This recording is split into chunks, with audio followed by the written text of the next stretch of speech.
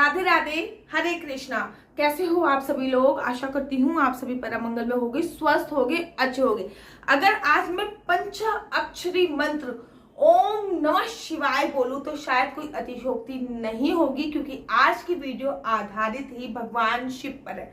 सावन का पावन पवित्र महीना चल रहा है और आप लोगों ने अनगिनत मेरे पे मैसेज कर दिए। मेरे इंस्टाग्राम आईडी डॉक्टर आशु दीदी पे हजारों मैसेज थे कि दीदी शिवलिंग की पूजा अर्चना वंदना कैसे करनी है, शिवलिंग की पूजा अर्चना वंदना कैसे करनी है। तो आज मैं आप लोगों के लिए शिव महापुराण के अनुसार, ये मेरे हाथ में आप लोग देख रहे होंगे, ये मेरे हाथ में शिव महापुराण है और सावन के पावन पवित्र महीने में मैं शिव महापुराण ही पढ़ रही हूँ। तो शिव महापुराण के अनुसार शिवलिंग की पूजा अर्चना वंदना कैसे करनी है। सबसे पहले जल किसको चढ़ाना है, सबसे पहले दूध किसको चढ़ाना है, नंदी को चढ़ाना है, गणेश भगवान को चढ़ाना है, भगवान की शिवलिंग पे चढ़ाना है, क्या प्रोसीजर करना है, कैसे कैसे पूजा अर्चना वंदना होगी, शिवलिंग की विशेष शिवलिंग की जो जल नहरी होती है उसकी कैसे पूजा अर्चना वंदना होगी, क्योंकि उनमें भी त्रिदेवियों का वास माना जाता है।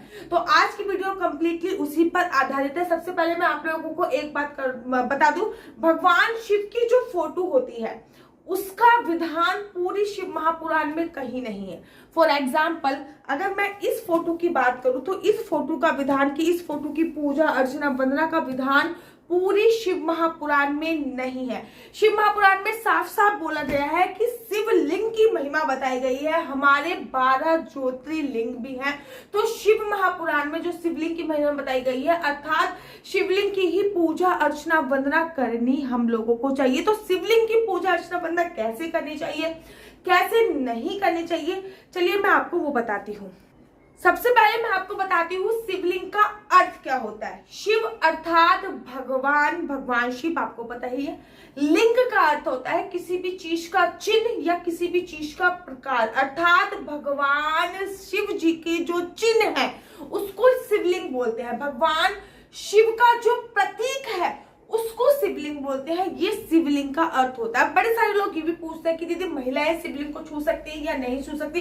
पूरे शिव महापुराण में ऐसा कहीं भी नहीं लिखा कि महिलाएं शिवलिंग को नहीं छू सकती। तो महिलाएं शिवलिंग को छू सकती हैं, स्पर्श कर सकती हैं, उनमें जल दूध भांग धतूरा सब कुछ चढ़ा सकती हैं, लेकिन उसकी पूजा अर्चना वंदना कैसे करनी है ये आपको आज पता चलने वाला है। तो चलिए अधिक विलंब न करते हुए मैं आप लोगों को बताती हूँ कि शिवलिंग की पूजा कैसे करनी चाहिए।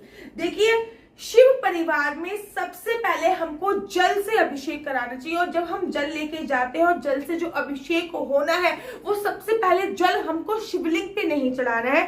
सबसे पहला जल हमको गणेश भगवान पे चढ़ाना है। मैंने पूरे नोट्स तैयार कर लिए हैं शिव महापुराण के अनुसार। तो सबसे पहले हमको गणेश जी के ऊपर जल डालना है, फिर हमें शिव जी के ऊपर जल डालना है, फिर कार्तिक के ऊपर जल डालना है, फिर मैया के ऊपर जल डालना है और अंत में नंदी के ऊपर जल डालना है। जो हम जल का लोटा लेके जाते हैं तो सबसे पहले गणेश, क्योंकि प्रथम पूजनीय गणेश ही है, तो सबसे पहले गणेश जी को नहलाइए आप। उसके बाद शिवलिंग के ऊपर जल डालिए, उसके बाद कार्तिक के ऊपर जल डालिए, उसके बाद मैया के ऊपर जल डालिए, उसके अंत में आपको नंदी के ऊपर जल डालना है। अगर ऐसी शिवलिंग नहीं है जिसमें ये सभी समस्त शिव परिवार विराजमान है तो केवल आप भगवान शिव की जो शिवलिंग है केवल उस पर जल डाल सकते हैं। अगर आपके वहां पे केवल ऐसी शिवलिंग मौजूद है जो केवल शिवलिंग है जिसमें समस्त शिव परिवार नहीं है तो आपको शिवलिंग पे जल डालना है। अब दूध के लोटे की बात मैं कर लेती हूँ। तो जो दूध का लोटा है वो सबसे पहले शिवलिंग पर ही डालना है, फिर गणेश भगवान पे डालना है, फिर कार्तिकेय जी पे डालना है, फिर मैया पे डालना है और अंत में नंदी पे डालना है। जो आप दूध का लोटा लेके जाओगे, पहली बात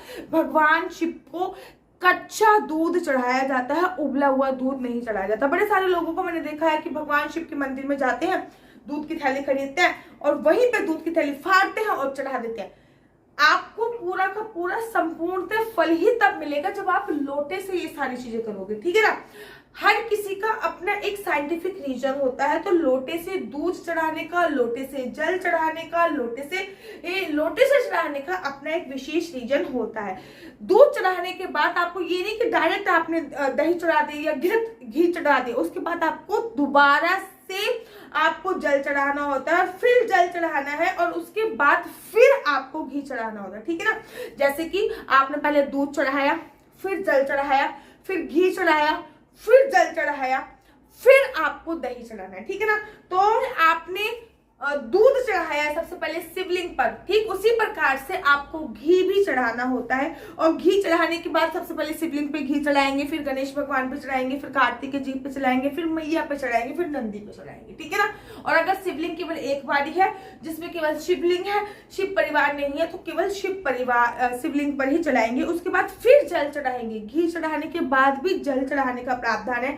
फिर आपको शहद चढ़ाना है और शहद चढ़ाने के बाद भी जल चढ़ाना है, और जल चढ़ाने के बाद आपको लास्ट में चीनी चढ़ानी होती है। तो ये पंचामृत होता है। और चीनी भी चढ़ाने के बाद फिर आपको जल चढ़ाना होता है। तो जल की जो महत्वता होती है वो बहुत ज्यादा है। एक बाल्टी भर के जल लेके चले जाइए और एक बार बार लोटे से निकाल के जल चढ़ाते रहिए, कोई परेशानी वाली बात नहीं है। अब मैं आपको बताती हूँ कि कैसी कैसी चीजें क्या क्या डाल के अगर आप जल चढ़ाते हो। शिव महापुराण में ये भी आया है कि पानी में कपूर मिलाकर भगवान को स्नान कराने से वाक शुद्धि होती है। अगर आप तुतलाते हो या फिर आप चाहते हो कि आप जो बोलो वो पूरा हो जाए, या फिर आप अगर यूट्यूबर बनना चाहते हो, या फिर आप रिपोर्टर बनना चाहते हो, आप एंकर बनना चाहते हो, जो भी आपका टंग वाला काम होता है, जीभ से संबंधित जो भी काम है, बोलने वाला जो काम है, वोकल कोर्ड से संबंधित जो भी काम है, तो पानी में कपूर मिलाकर शिवलिंग पर चढ़ाने से आपकी वाक शुद्धि होती है।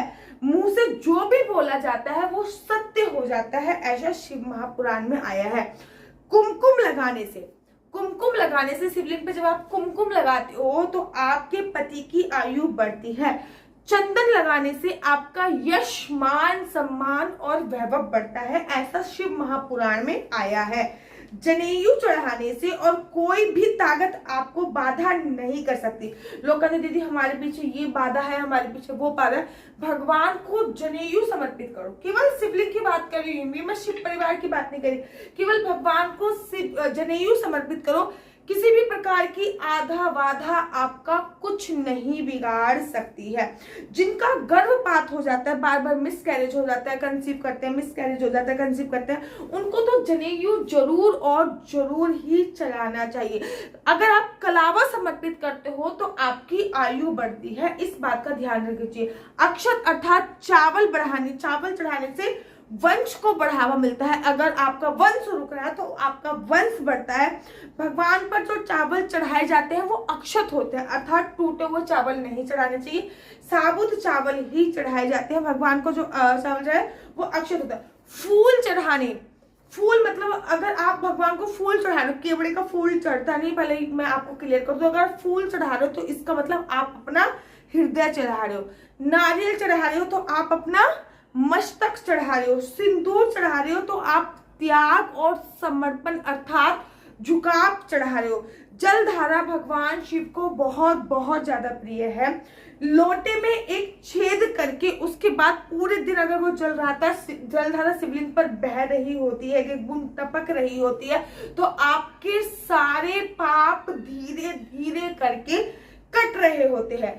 भगवान शिव की जो पूजा अर्चना वंदना है वो शाम की पूजा बहुत ज्यादा शक्ति देती है।